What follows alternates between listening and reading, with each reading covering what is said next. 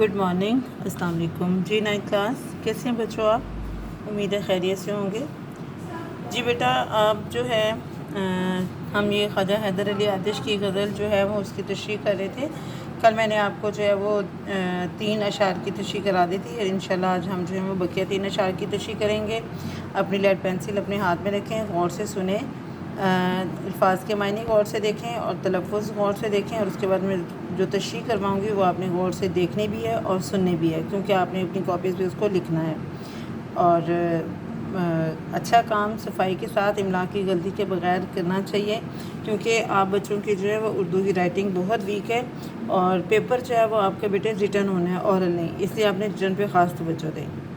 जी, ख्वाजा हैदर अली आतिश की गज़ल है, उसका चौथा शेर है।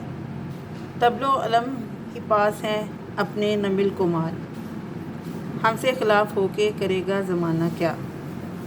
तबल कहते हैं ढोल को और अलम कहते हैं झंडे को, और मिल्क कहते हैं जायदाद को। मिल्क माल जायदाद, ये जो है मिल्क, इसका मतलब है जायदाद। ठीक है, हमसे खिलाफ होके करेगा ज़माना क्या। इसमें जो है यहाँ ये देखें, इसका मफ़हूम ये है कि मफ़हूम से पहले आपने हवाला मतन लिखना है, गज़ल का नाम, उसके बाद जो है वो शायर का नाम ख्वाजा हैदर अली आतिश, और मफ़हूम। हमारे पास ना कोई ओहदा है और ना ही कोई जाहो जलाल, इसलिए कोई हमारे ख़िलाफ़ होकर क्या करेगा। तशरीह। ख्वाजा हैदर अली आतिश का शुमार उर्दू अदब के बुलंद पाया शोहरा में होता है। शायर ने इस शेर में अपनी दरवेशी, कलंदरी और दुनिया से बेनियाज़ी की तरफ इशारा करते हुए कहा है कि मेरे पास ना तख्त व ताज है, ना लश्कर, ना झंडा, और ना ही बादशाहत की दूसरी चीज़ें जैसे कि नगारा और ख़जाना वगैरह। दुनियावी लिहाज से मेरे पास तो कुछ भी नहीं है, इसलिए हुक्मरान वक्त आम लोग मेरे साथ दुश्मनी क्यों करेंगे। शायर इस दुनिया में बेनियाज़ी के बारे में कहता है कि मैं किसी से भी नहीं डरता, क्योंकि मुझे किसी चीज़ के छिन जाने का कोई खौफ नहीं। बकौल शायर, हमको मिटा सके ये ज़माने में दम नहीं, हमको मिटा सके ये ज़माने में दम नहीं, ज़माना हमसे है, ज़माने से हम नहीं। आम कायदा और उसूल ये है कि जिस शख्स के पास माल और दौलत की कसरत हो, शान व शौकत हो, तो लोग इससे हसद करने लगते हैं। शायर कहता है कि मेरी मुखालफत करने से दुनिया वालों को कुछ हासिल ना होगा।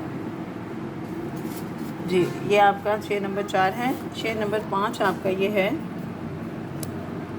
बेताब है कमाल हमारा दिले हज़ीं, मेहमान सराय जिस्म का होगा रवाना क्या। बेताब बेचैन और दिले हज़ीं गमगीन दिल, मेहमान सराय मेहमान खाना, ठीक है, सराय जो है ठहरने की जगह। इसमें शायर जो हैं वो ख्वाजा हैदर अली आतिश। इसी तरह यही है, आपने लिखना है हवाला मतन और उसके बाद जो है इसका मफ़हूम कि हमारी रूह हमारे जिस्म के मेहमान खाने से रुखसत होने को तैयार है और इसी वजह से हमारा दिल उदास है। इसकी तशरीह है। ख्वाजा हैदर अली आतिश इस शेर में ज़िंदगी की हकीकत से पर्दा उठा रहे हैं कि इंसान इस दुनिया में महज चंद घड़ियों का मेहमान है। अल्लाह रब्बुल इज़्ज़त ने जब इंसान को तख्लीक करने का इरादा फरमाया तो रूह को जिस्म में दाखिल होने का हुक्म फरमाया, तो रूह इस पिंजरे खाकी में आने को तैयार न थी। फिर जब रब ने ये इरशाद फरमाया कि एक मुकर्ररा हद तक इसमें कैद रहना है, फिर लौट के मेरे पास आना है, तो रूह इंसानी जिस्म में दाखिल हो गई। लेकिन जब बंदा इस फ़ानी दुनिया में तशरीफ़ लाता है तो रूह भी जिस्म के साथ दुनिया की लज़्ज़त से वाकिफ़ होकर बेखबर हो जाती है कि हस्ती अपनी हबाब की सी है, ये नुमाइश शराब की सी है, कि हमारी जो हस्ती है, हमारी जो ज़िंदगी है, एक पानी के बुलबुले की मानिंद है, और ये दुनिया की ज़िंदगी जो है ये सिर्फ़ एक धोखा है।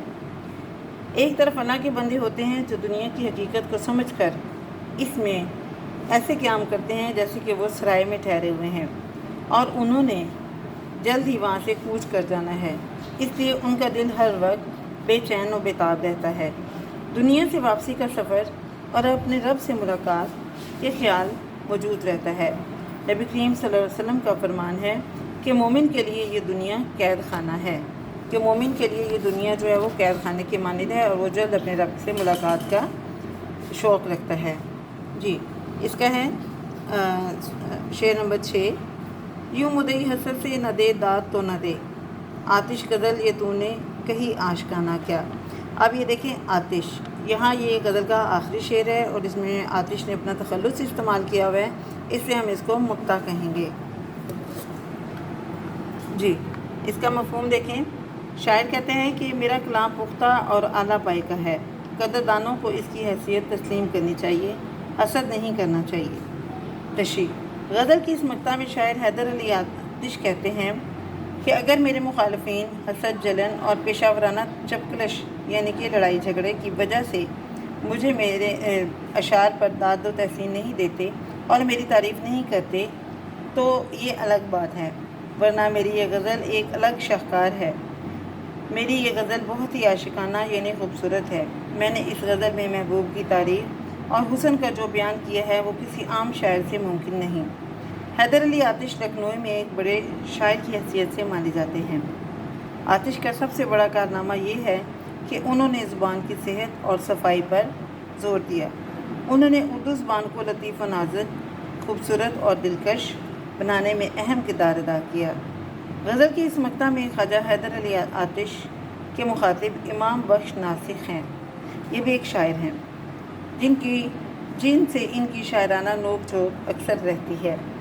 ناقدین کے نزدیک حیدر علی آتش امام بخش ناسخ سے بڑے شاعر ہیں۔